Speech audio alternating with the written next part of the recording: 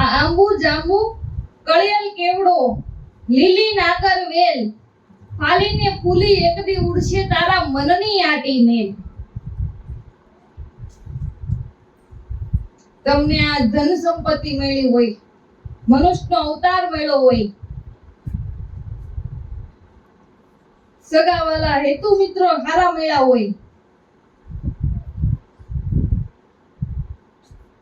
બધી રીતે કુદરતે આમ દામ ઠામ આપ્યું હોય, ઈ તમારી ફૂલવાડી ખીલી કહેવાય.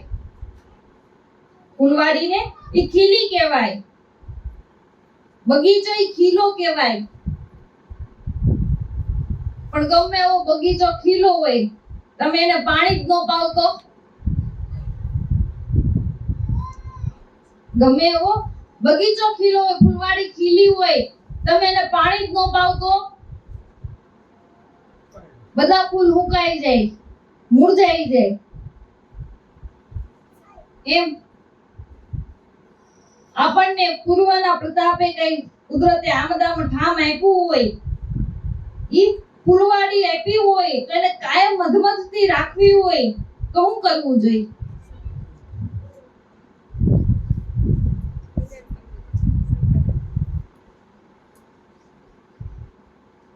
તમારી ફૂલવાડીને કાયમ મધમધતી રાખવી હોય તો સદગુરુ પરમાત્માના સમરણ રૂપી અંજલિનું સિંચન કરવું જોઈએ. એનું સિંચન કરવું જોઈએ તો આપણી ફૂલવાડી કાયમને માટે આવી લીલીછમ રહે છે, લીલીછમ રહે. અને જે સાધુ સંતો મહાપુરુષોએ આ સમરણ રૂપી અંજલિનું સિંચન કર્યું, ઈ મહાપુરુષોની વેલી વૈધી છે. અને એની વેલીએ અનેક પ્રકારના ફળ લાગ્યા. એની વેલીએ અનેક પ્રકારના ફળ લાગ્યા છે. માટે કાયમને માટે આ ફૂલવાડી મધમધતી રહે. એની મહાપુરુષોની ફૂલવાડી જોઈ લ્યો, એની બધી તમે પરંપરા જોઈ લ્યો, બધી પ્રકારે એની ફૂલવાડી કાયમને માટે લીલીછમ જ છે. કારણ કે એને પરમાત્માના સમરણનું જળનું સિંચન કર્યું, જળનું એને સિંચન કર્યું.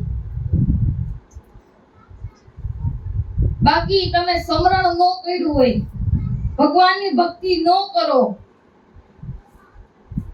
તો ગમે એવું પુણ્ય હોય એને ખૂટી જતા જરાય વાર લાગતી નથી, જરાય વાર ન લાગે.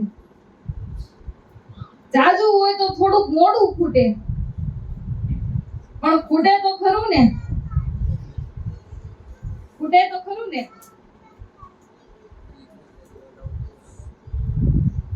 પુણ્યના સુખનો અંત આવી જાય, પણ એક વાત યાદ રાખવી કે પરમાત્માના સુખનો અંત આવતો નથી. પુણ્યના સુખનો અંત આવી જાય. આપણે રાવણ જેવાને કેટલું પુણ્ય છે તે મળ્યું હશે ને, બધું એને તે બધું એને મળ્યું હોય ને, કે 7 સમુદ્ર એની ચોકી કરે, પવન પાણી ભરે, વાસીદું કરે, વિધાતા એનો ગોંદરો ઘોડે, 9 ગ્રહ જેને ઢોલીએ બાંધ્યા. આ બધું એનું પુણ્ય છે તે મળ્યું હશે ને, એમને મળ્યું હોય. આ દુનિયામાં, આ જગતની અંદર પુણ્ય વિના કોઈને કાંઈ મળતું નથી. પણ જો પુણ્ય ખૂટી ગયું,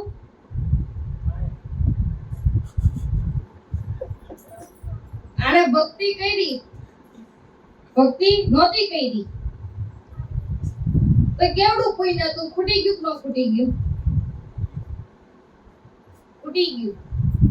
પુણ્યના સુખનો અંત આવી જાય, પરમાત્માના સુખનો અંત આવતો નથી. આવા સંતો, આવા મહાપુરુષોએ પરમાત્માનું ભજન કરીને એના સુખને પામ્યા છે, એટલે એનું સુખ ખૂટ્યું જ નહીં.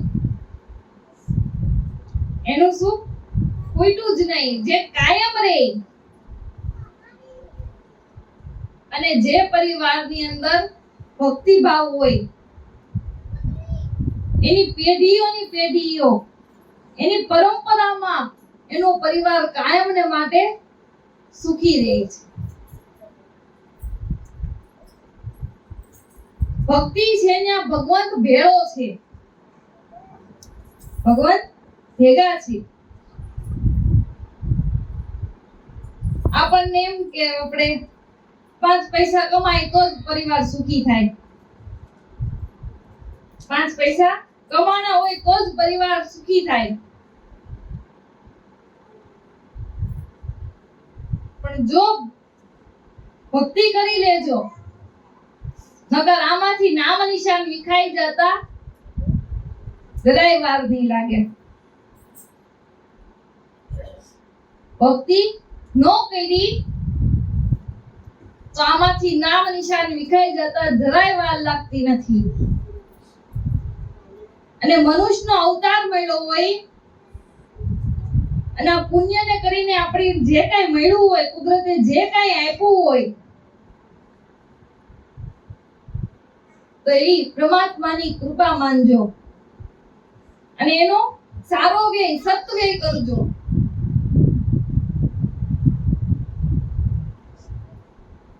લક્ષ્મીજી મળી તો લક્ષ્ય લઈને કરો વ્યય વિચારી. લક્ષ્મીજી મળી તો લક્ષ્ય લઈને કરો વ્યય વિચારી. લક્ષ્મીજી મોક્ષ પદને માટે આવું સારું કોઈ સુધારી. લક્ષ્મીજી મળી તો લક્ષ્ય લઈને વ્યય કરો વિચારી. લક્ષ્મીજી મોક્ષ પદને માટે આવું સારું કોઈ સુધારી. આજ જુગારબાજી જગત મધ્યે રમત છે એક જ ધારી. જુગારબાજી રમત છે જગત મધ્યે એક જ ધારી. રમતા આવડે તો જીતે લાભ, નકર બહુ છે ફુવારી.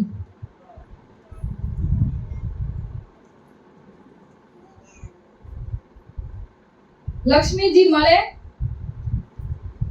તો એનો લક્ષ્ય લઈને સત્વ્યય કરવો, વિચારીને એનો વ્યય કરવો. લક્ષ્મીજી આપણા મોક્ષ પદને માટે છે એવું સારો વ્યય કરવો એનો.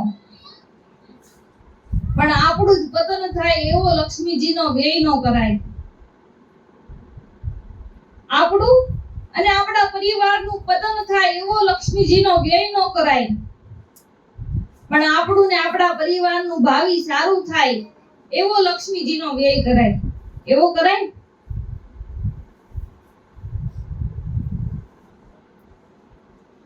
આપણું જ પતન થાતું હોય એવો લક્ષ્મીજીનો વ્યય ન કરાય.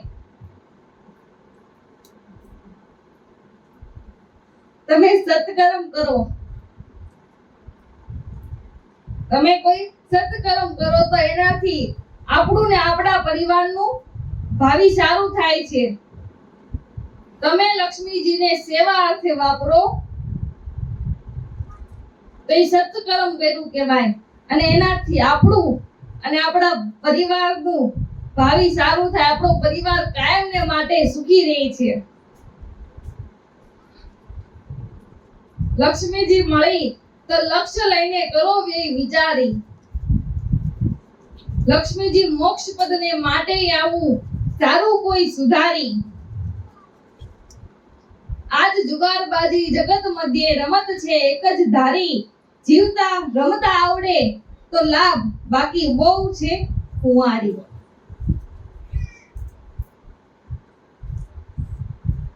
અને એમાંય જો આપણા પરિવારની અંદર ભક્તિ હોય તો કાંઈક બીજી વાત પડી જાય. માટે આ મનુષ્ય અવતાર મળ્યો તો સદગુરુ પરમાત્મા ભગવાનના ચરણોમાં જઈને માંગણી કરવી. હું માંગુ?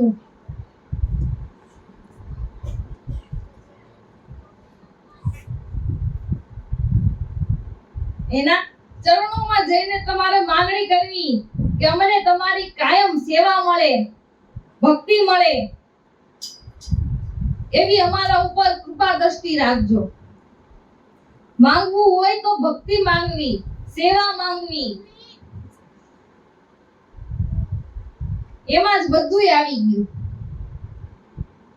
એની અંદર બધું આવી ગયું. ભક્તિ માંગે એને ભગવંત મળે, અને ભગવંત મળે એને પછી બીજું ઘટે એવું. એને બીજું શું ઘટે? માટે જો તમારી ફૂલવાડીને કાયમને માટે મધમધતી રાખવી હોય તો સેવા કરો, સત્સંગ કરો, સમરણ કરો. આ ફૂલવાડીને ખેડ ખાતર ને પાણી આપણે સેવા, સત્સંગ અને સમરણ આપતા રહ્યો એટલે આપણી ફૂલવાડી કાયમ માટે લીલી છમ.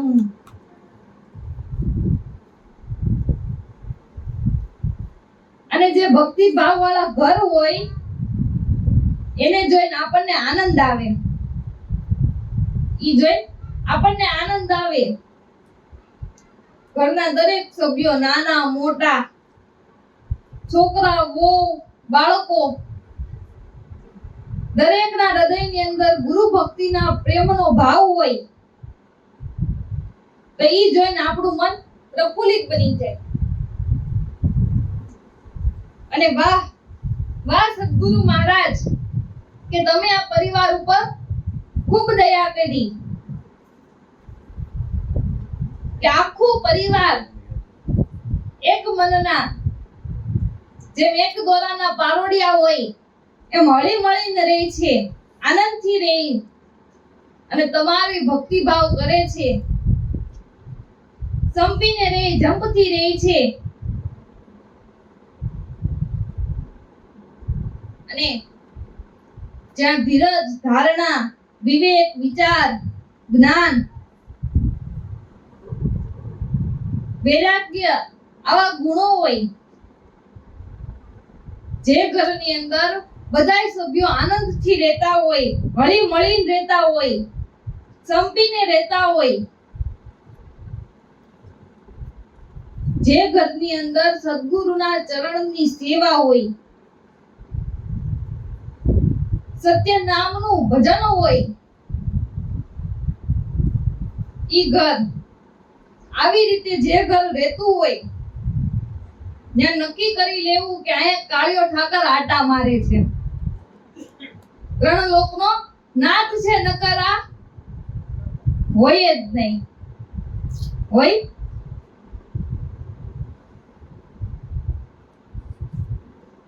આ હોય જ નહીં. માટે સામટો સ્વાર્થ કાં કરો, ફળ ખાવો ચાખી, આવતા અભ્યાગતને ઓળખો, કાં બેઠા છો આંખો વીચી.